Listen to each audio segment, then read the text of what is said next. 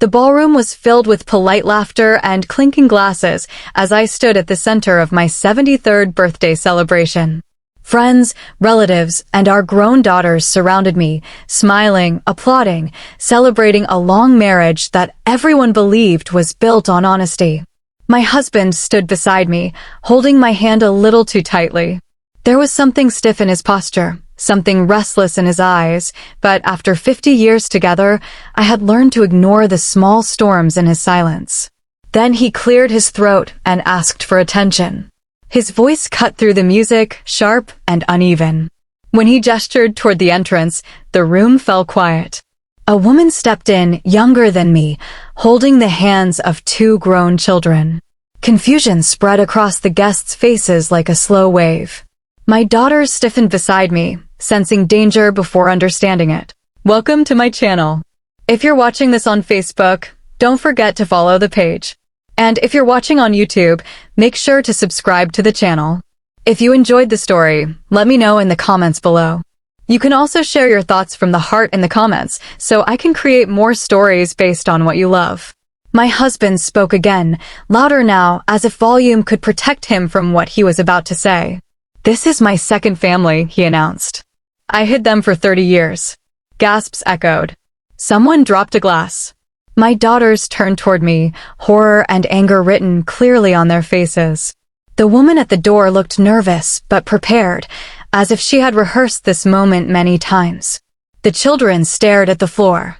All eyes moved to me, waiting for a collapse, a scream, a public breakdown that would make sense of the chaos. But I smiled. Calmly. Gently. I stepped away from the cake, walked to the small table near my chair, and picked up a neatly wrapped box. I returned to my husband, placed it in his shaking hands, and said evenly, "I knew. This is for you."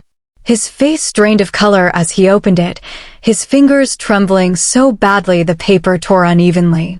Whatever was inside clearly frightened him far more than the truth he had just revealed to everyone else. The room felt smaller as my husband pulled the lid off the box. Inside were neatly arranged documents, yellowed at the edges, tied together with a simple ribbon. His breath caught. I watched his eyes move quickly over the first page, then the second, his jaw tightening as understanding settled in. The guests could not see the words, but they could see his fear. It was raw, unguarded, and completely different from the confident man who had just announced his secret family. 30 years earlier, I had noticed the pattern. The late nights. The business trips that never quite lined up. The quiet phone calls taken outside. At first, I told myself the same lies many women tell themselves.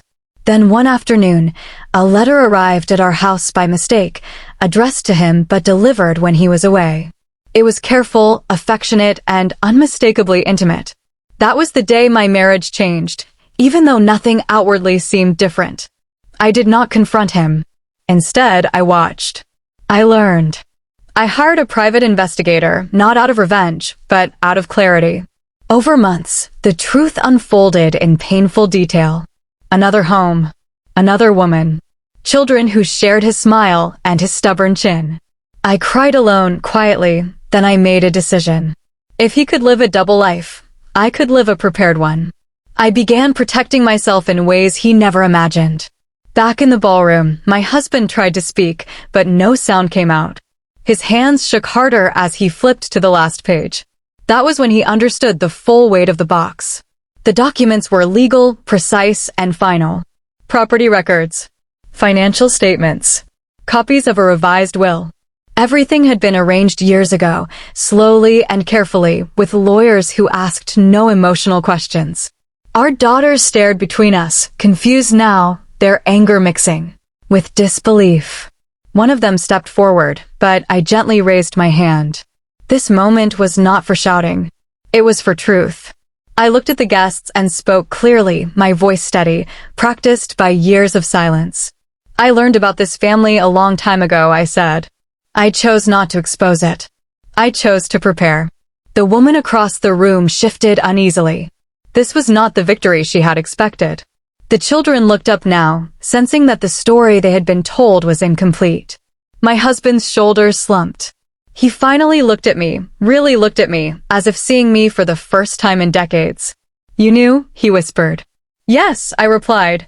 And I loved myself enough to plan. The guests began to murmur, the shock evolving into something heavier, something thoughtful. This was no longer gossip.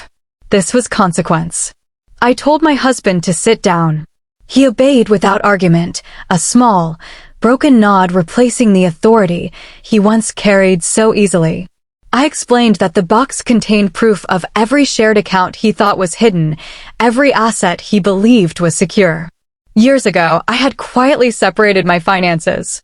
I had insured our daughter's futures. I had insured my own dignity. What remained to him now was exactly what the law required, nothing more, nothing less. His secret family would not be abandoned, but they would also not be rewarded at the expense of truth. Silence followed my words, thick and heavy. Then one of our oldest friends stood up and quietly left, unable to watch anymore. Others followed. The party dissolved, not into chaos, but into reflection. My daughters came to my side, one holding my arm, the other pressing her forehead briefly against my shoulder. They finally understood why I had always seemed calm, why I had insisted on independence even within marriage.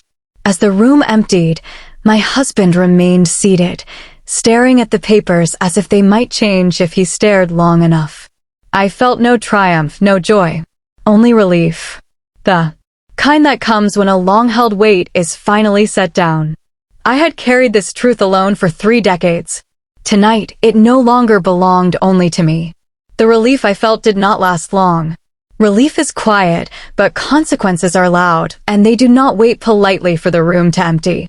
As the final guests disappeared and the staff began clearing half-eaten cake and abandoned glasses, the woman who had entered with my husband finally stepped forward. Her movements were careful, measured, as if one wrong step might shatter what little ground she had left to stand on. The children followed a few steps behind her, uncertainty written across their faces. "I didn't know," she said softly, her voice trembling. "He told me you were aware. He said you had accepted everything." I nodded once. "I was aware," I replied. "But acceptance and permission are not the same thing." My husband flinched at my words. For the first time that night, he looked small. Not old, not tired, but exposed. The illusion he had spent decades building had collapsed in a single evening. He tried to stand, then sat back down, as if his legs no longer trusted him. I watched him without anger. Anger had burned out years ago, leaving only clarity. The children stood quietly, and I saw in them the same confusion my daughters once had when they were young and sensed something wrong but could not name it. I addressed them directly, keeping my tone calm. "None of this is your fault," I said. "You did not ask to be born into secrecy." Their shoulders relaxed slightly, as if those words had been waiting for them their whole lives. My daughters, standing beside me, finally spoke. One of them asked the question I had avoided asking for 30 years. "Why?" Her voice cracked, not with rage, but with exhaustion. My husband opened his mouth, then closed it again. He searched for an answer that would not make him look exactly like what he was. "I was afraid," he finally said. "Afraid of losing what I had. Afraid of choosing." I let out a slow breath. "So you chose yourself," I said. "Every day. And you let everyone else pay the price." The staff paused their work, pretending not to listen, but the truth filled the space.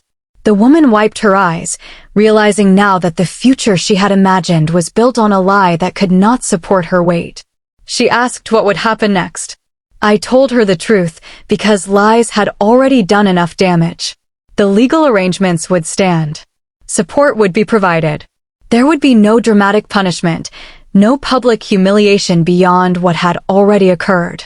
But there would also be no rewriting of history. Later that night, after they left, after the doors closed and the lights dimmed, my husband and I sat alone for the first time in years. There was nothing left to hide behind. He asked if I had ever planned to leave him. I told him I had planned something far more difficult. "I planned to survive," I said. "With or without your honesty." He wept then. Quietly. Not for me, not for our daughters, but for the life he realized he no longer controlled. I did not comfort him. Some lessons must be learned without an audience, without applause, without forgiveness offered too quickly. I stood, picked up my coat, and told him I would be staying elsewhere for a while. As I walked out, I felt something unexpected settle inside me. Not bitterness. Not regret. Freedom.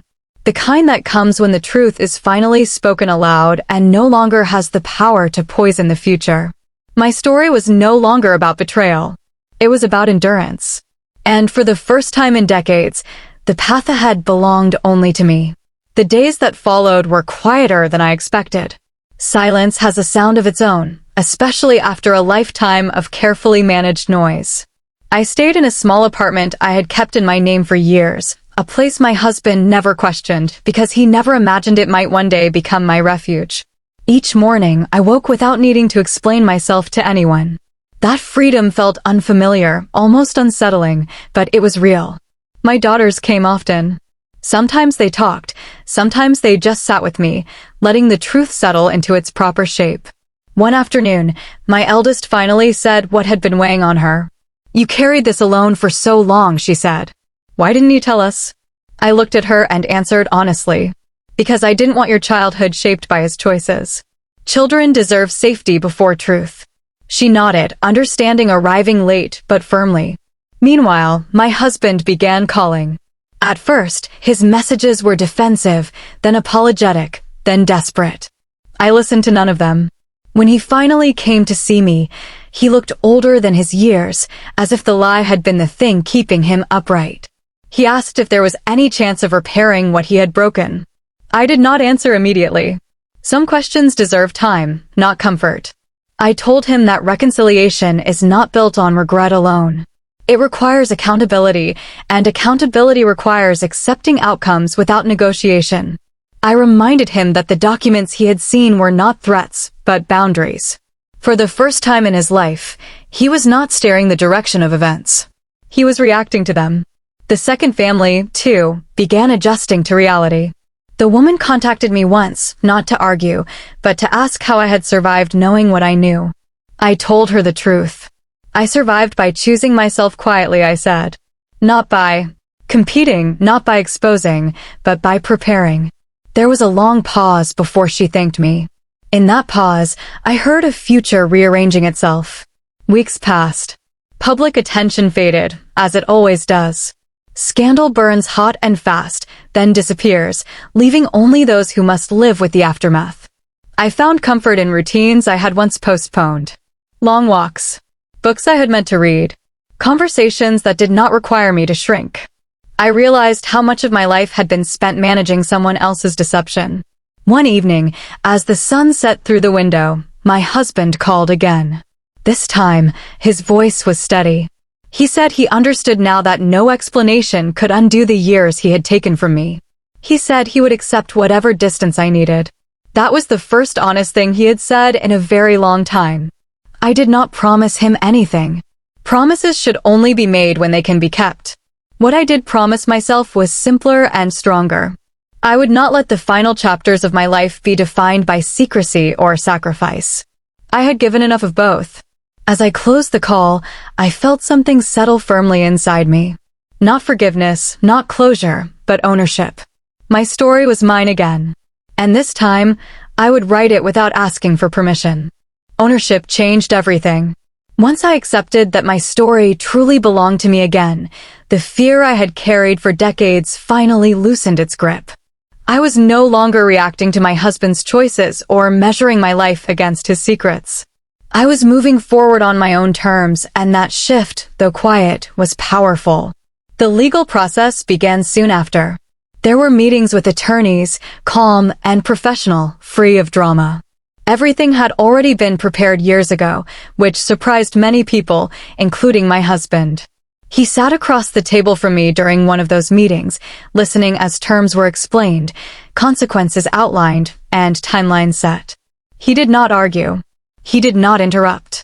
He simply nodded, as though he finally understood that resistance would only deepen the loss. Our daughters handled the transition with more strength than I had expected. Pain was there, of course, but so was clarity. They asked difficult questions, not to assign blame, but to understand their own history.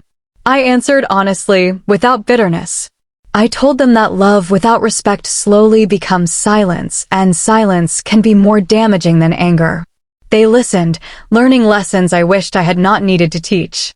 One afternoon, I visited the old house alone. The rooms felt different, stripped of illusion. I walked through memories without stopping to relive them. In the bedroom, I opened a drawer where I had once hidden documents, receipts, and quiet proof. It was empty now. I smiled at that. Preparation had done its job. There was nothing left to hide, even for myself. My husband arrived later that day, unannounced but expected. He asked if I missed the life we had planned. I thought carefully before answering. I miss the version of us that could have existed, I said, but not the version that required me to disappear. He lowered his head, accepting the truth without defense. He asked if I hated him. The question surprised me. I realized then how much power he believed hatred still had over me. No, I said honestly. Hate would mean you still control my emotions. You don't. That seemed to hurt more than anger ever could. As weeks turned into months, I found myself reconnecting with parts of me I had neglected. I volunteered. I traveled lightly, without explanations. I made new friends who knew nothing of my past and needed to know nothing of it. In their presence, I was not a betrayed wife or a symbol of endurance. I was simply a woman living fully, deliberately, and without apology. One evening, my husband sent a final message. He thanked me for not destroying him publicly, for protecting the dignity of everyone involved, even when I owed nothing. I did not reply. Gratitude, like forgiveness, must stand on its own. It does not require acknowledgement to be real. As I watched the city lights flicker on from my apartment window, I felt a deep, steady calm. The kind that does not announce itself, but stays. My life was no longer divided into secrets and survival. It was whole. And whatever chapters remained would be written in truth, strength, and peace. Peace has a way of revealing what truly matters. Once the noise of betrayal faded, I began to see my life with a clarity I had never allowed myself before. Mornings became my favorite time of day. I would sit by the window with a cup of coffee, watching the world wake up, feeling no urgency to prove anything to anyone. For the first time, my thoughts belonged entirely to me. My daughters noticed the change quickly. They said I looked lighter, as if I had set down a burden no one else could see. We started creating new traditions together, small and meaningful ones. Weekly dinners filled with honest conversation. Short trips taken without planning months ahead. Laughter that came easily, without tension. In those moments, I understood that while betrayal can fracture a family, truth can also rebuild it in a stronger form. My husband faded into the background of my days. Not out of cruelty, but necessity. He respected the distance, finally understanding that love cannot be demanded after trust is broken. Occasionally, I heard updates through mutual acquaintances. He was adjusting. Learning to live within limits he had never accepted before. That, too, was part of accountability. The second family found their own rhythm.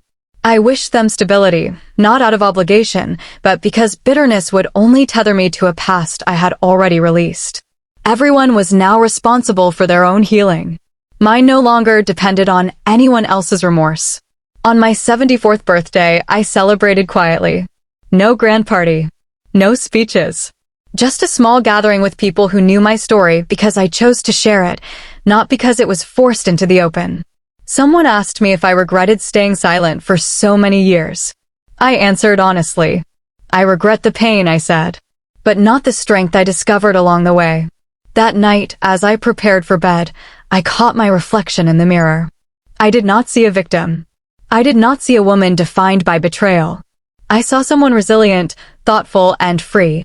A woman who had faced a truth meant to break her and instead used it to reclaim her life. The past no longer demanded explanations. The future no longer frightened me. I had learned that dignity is not loud, revenge is not healing, and preparation is often the most powerful form of self-respect. My story did not end with exposure or punishment. It ended with choice. And that, I realized, was the greatest gift I could give myself.